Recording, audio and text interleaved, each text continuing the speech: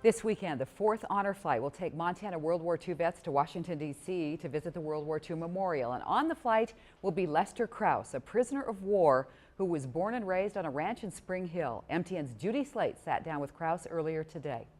And we said if we ever got back, we were never going to be away from food. Lester Crouse shares his war memories at his family ranch in Spring Hill. Grandfather homestead, 1867. Lester's 90 years old now. This picture taken when he was a cadet back in 1943. By 1945, he was an officer, a bombardier on a B-24. When I first saw it, I thought, boy, it was big. Lester was deployed to Europe and flew 2 missions successfully. The third time, he wasn't so lucky.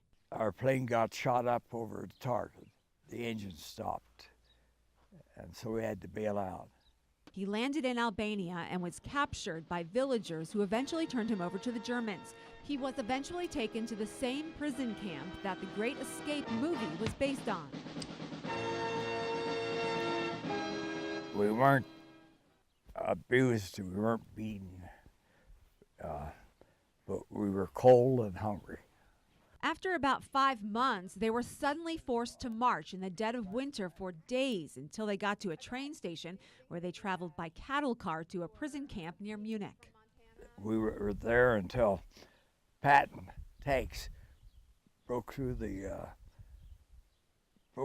gate and came into the compound. Lester was liberated on April 29, 1945, after 10 months as a POW. Did you think you were going to make it out of there?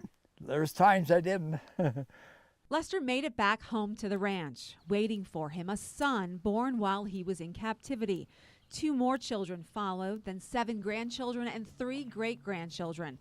But his time as a POW is always there.